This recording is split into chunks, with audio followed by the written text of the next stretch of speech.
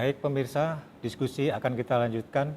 Pak Sofandi, mengapa belanja pemerintah menjadi jauh lebih penting di masa pandemi saat ini?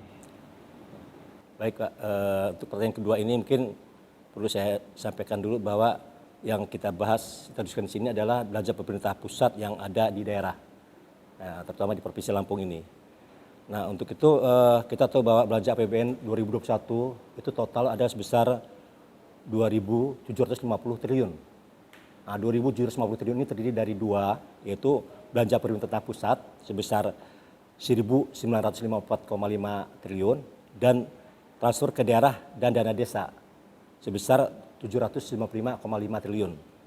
Nah belanja APBN yang di pusat ini yang diserahkan ke daerah itu penyalurannya melalui kantor-kantor dan instansi vertikal yang di daerah, yaitu seperti Kementerian Keuangan, ada Kementerian Agama, ada Kumham, ya, kemudian ada Pengadilan Tinggi, Kepolisian, ya, termasuk yang Angkatan Bersenjata. Nah itu dibuat dalam bentuk DIPA. Ya. DIPA itu adalah daftar isian pelaksanaan anggaran. Nah di DIPA ini dikelola oleh satker-satker ini, ya, instansi vertikalnya di daerah. Nah, sedang kami yang dari Kanwil itu memonitor, mengevaluasi terhadap pelaksanaan anggaran tersebut. Nah, sebagai informasi yang kami sampaikan bahwa jumlah dana APBN yang ada di Provinsi Lampung untuk tahun 2021 dari total yang besar tadi itu adalah sebesar 16,12 triliun. Nah, jumlah ini terdiri dari belanja pegawai, lalu ada belanja barang, ada belanja modal, ada bantuan sosial dan dana transfer. Dan jumlah untuk tahun 2021 ini ada peningkatan sebesar 5,67% dibandingkan dengan DIPA untuk tahun 2020. Yang mana pada tahun 2020 itu adalah untuk provinsi itu sebesar 15,26 triliun. Nah, sekarang 16,12 triliun. Jadi ada peningkatan 5,67%. Jadi ini perhatian pemerintah pusat terhadap daerah karena pandemi COVID ini sampai sekarang masih terjadi dan kita nggak tahu sampai kapan nih. Mudah-mudahan sih segera dengan adanya vaksinasi bisa teratasi dengan adanya herd immunity, ya. Insya Allah dengan herd immunity kita harapkan nanti perekonomian semakin meningkat lagi, ya. Karena sudah banyak yang bisa berusaha, ya, untuk melanjutkan usahanya. Nah, kembali ke pertanyaan yang Bapak sampaikan tadi, mengapa APBN ataupun belanja pemerintah itu menjadi jauh lebih penting pada masa pandemi COVID. Nah, hal ini pertama adalah untuk menstabilkan pertumbuhan ekonomi di daerah, ya, secara nasional juga di daerah, yaitu melalui program PEN. Bapak pernah dengar Pak PEN, ya, Pemulihan Ekonomi Nasional. Pemulihan Ekonomi Nasional di situ ada program-program, ya, paket-paket yang disampaikan, ya, dari pemerintah pusat ke daerah, ya, baik itu berupa perlindungan sosial, kesehatan, lalu bantuan pemerintah dan juga dana sosial lainnya. Kemudian itu maksudnya adalah agar perekonomian di daerah itu juga meningkat, jangan sampai turun, apalagi pertumbuhan sampai negatif.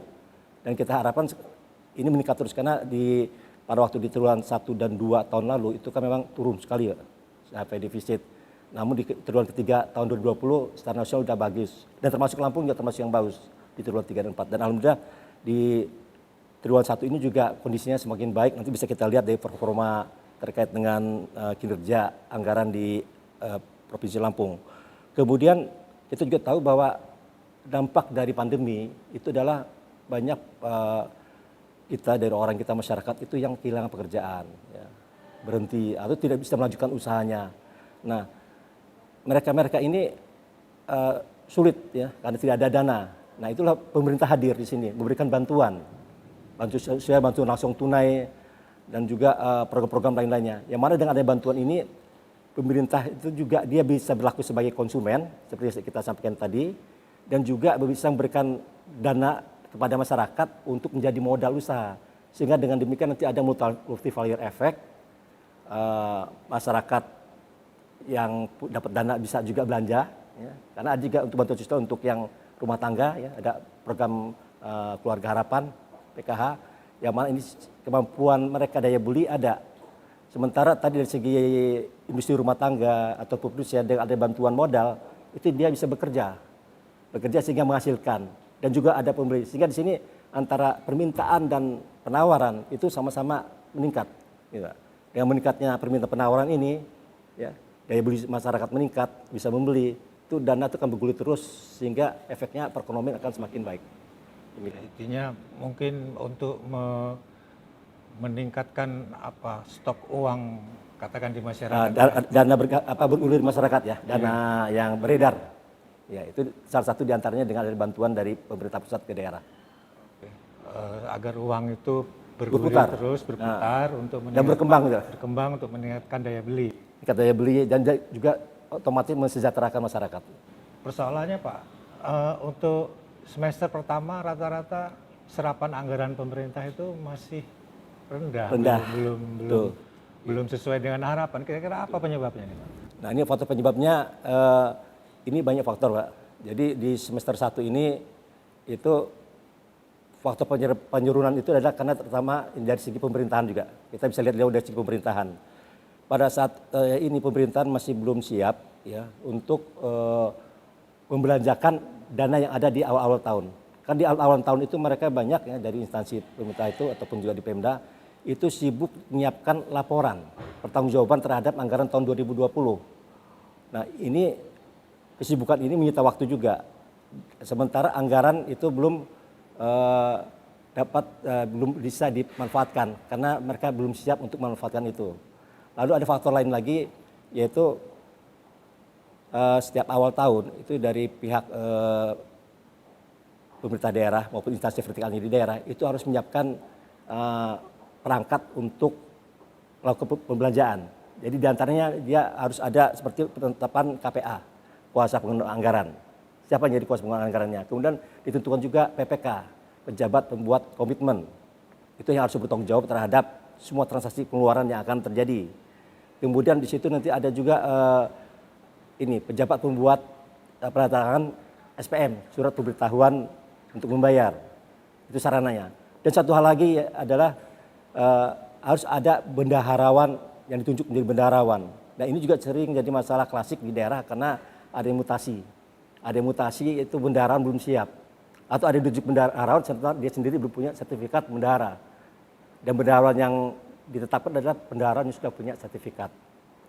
Nah, ini suatu hal yang complicated juga Pak ya, permasalahannya di awal-awal tahun. Lalu dari segi ini persiapan untuk pengadaan barang dan jasa. Untuk persiapan barang dan jasa ini juga ada yang harus dipersiapkan juga Pak. Termasuk panitia pengadaannya. Ya. Lalu dokumen-dokumen yang harus disiapkan untuk pengadaan. Dan juga mempersiapkan kontrak yang akan dibuat untuk melaksanakan satu anggaran.